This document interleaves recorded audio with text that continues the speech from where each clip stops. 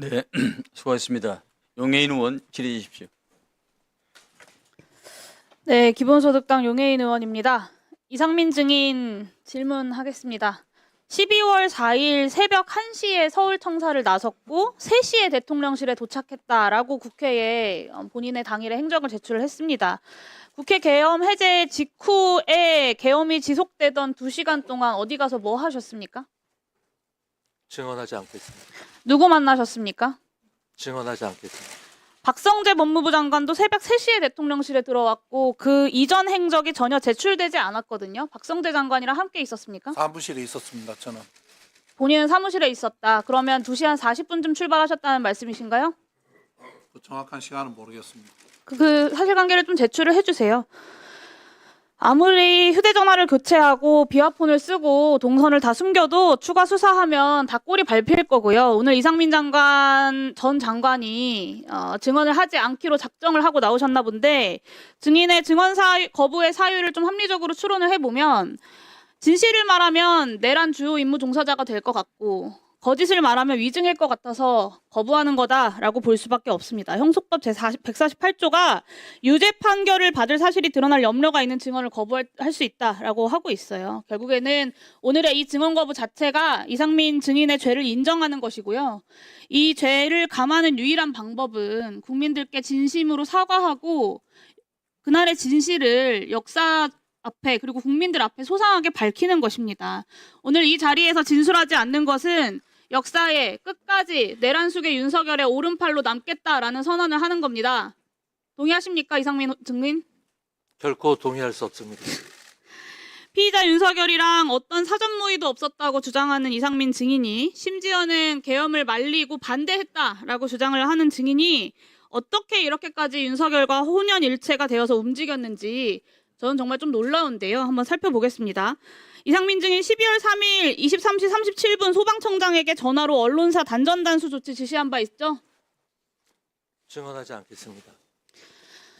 장관이 지시하자마자 10분 사이에 소방청 차장이 서울본부장에게 전화하고 소방청장이 서울본부장에게 전화합니다. 계엄 관련 경찰청에서 협조해달라. 요청이 오면 잘 협력해주면 좋겠다. 협력할 일이 많이 발생할 수 있다. 계엄 건의권자이기도 하고 충무계획의 주무부처의 장인 행안부 장관이 비상계엄 중에 직접 지시를 하니까 10분 내에 현장 지휘관까지 전파가 돼서 실행 준비를 한 겁니다. 소방이. 10분 뒤에 소방청장이 똑같은 내용으로 경기본부장에게도 전화합니다. 언론사뿐만 아니라 선관위 단전단수 사전 계획한 바 있습니까, 증인? 증언하지 않겠습니다. 어디까지 실행된 건지 추가 확인되어야겠지만 이상민 장관이 오늘 증언을 거부하고 있지만 소방청장과 소방공무원들의 증언도 그렇고 그날의 행적도 그렇고 아주 구체적이고 직접적인 지시들이 있었습니다. 저는 소방청장에게 내렸던 이 지시만 해도 이상민 증인은 이미 내란 중요 임무 종사자라고 확정해야 된다라고 보고요. 계엄 문건을 받은 최상목, 조태열 장관처럼 피의자 윤석열이 콕 집어 불러 모았던 8시 멤버 또한 개별적인 계엄 지시를 받았을 가능성을 배제할 수 없게 되었다라고 봅니다. 수사당국에서 철저하게 보안 수사해야 된다고 봅니다. 다음 23시 30분 윤석열이 조지호 청장에게 수차례 전화해서 국회 들어가려는 국회의원들 다 체포해, 잡아들여, 불법이야, 포고령 위반이야, 체포해라고 지시 압박합니다. 그때 이상민 증인 뭐 했는지 기억하시나요? 증언하지 않겠습니다. 23시 26분 서울청사 도착하자마자 23시 34분에 윤석열이 조지호에게 전화한 지 정확히 4분 후에 조지호 청장에게 전화했습니다. 맞습니까? 증언하지 않겠습니다. 뭐라고 했습니까? 국회 진압 중에 지원할 거 없냐라고 물어보거나 포고령 위반이다. 자신 있게 국회의원들 끌어내려라 라고 지시한 바 있습니까? 증언하지 않겠습니다. 증언하지 않지만 그날의 행적은 이미 다 드러나 있습니다. 3분 뒤인 23시 37분에 소방에게 전화해서 경찰 단전단수 지원하라고 지시합니다. 이게 윤석열이 경찰을 압박한 지 10분도 안 돼서 다 벌어진 일들이에요. 0시 30분에 윤석열이 이진우 소방사령관에게 전화해서 아직도 못 들어갔어? 본회의장 들어가서 4명이 1명씩 들쳐업고 나오라고 해! 라고 압박합니다. 이때 증인은 긴급 간부회의 그리고 경찰은 지휘부 회의를 갖습니다. 그 직후인 0시 39분에 경찰이 행정안전부에 재난안전통신망 이동기지국 설치를 요청합니다.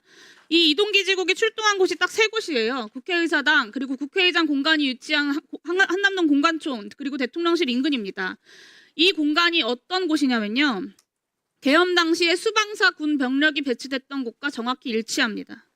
0시 56분에 수방사가 서울시에 군경 합동상황실 개소를 문의했다는 것은 이미 알려진 사실이고요. 재난안전통신망은 여기 계신 많은 사람들이 알고 있는 것처럼 수방사, 경찰, 그리고 소방, 서울시, 행안부가 함께 통신할 수 있도록 되어 있습니다. 단전다수뿐만 아니라 통신까지 끊으려고 한 건 아닌지 정황상 의심할 수밖에 없습니다.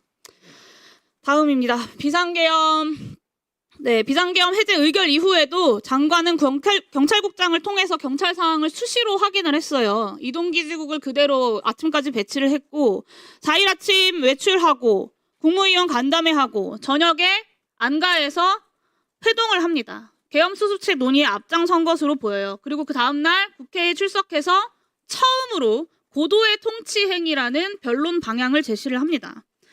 실제 이상민 행안부 장관의 행적은 계엄을 적극적으로 지휘하고 지원한 것으로 해석할 수밖에 없습니다. 경찰 소방의 내란에 동원하고 국회에서는 고도의 통치행위 운운하면서 변론 방향 제시하고 꼬리 밟힐까 봐 더 이상 증언하지 않으려고 사퇴하고 숨죽이고 기다리고 있었던 겁니다.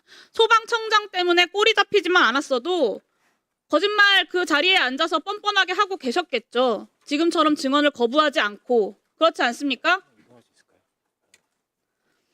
이상민 증인이야말로 재범 우려 그리고 증거인멸 우려가 크고요. 그리고 혐의 또한 내란 중요 임무 수행으로 중합니다. 다른 이미 중요 임무 종사자들이 다 구속되어 있는 형평성을 고려할 때 수사기관에서는 이상민 증인을 즉각 구속 수사해야 한다라고 판단합니다. 이상민 증인 동의하십니까?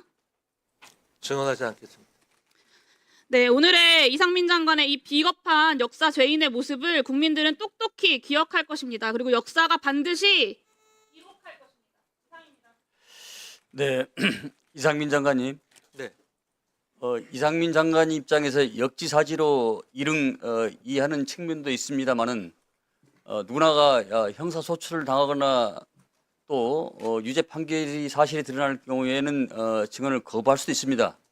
그러나 반면에 정당한 이유 없이 거부하면 이 또한 3년 이하의 징역과 3천만 원 이하의 벌금을 받는 것도 사실입니다. 그러나 이 역사적 또 현실적 이 법적 제재 또 증언에 관한 거부를 떠나서 이 중차대한 역사적 시점에서 옳고 그름의 시비곡절은 곡학 아세의 자세가 아닌 국민을 위해서 정말 역사의 기록은 그 유물을 떠나서 반드시 남겨야 되지 않겠습니까? 이 소중한 시간에 거부한다 이러면 저는 안 된다고 생각합니다. 다시 한번 재고를 촉구합니다. 위원장님,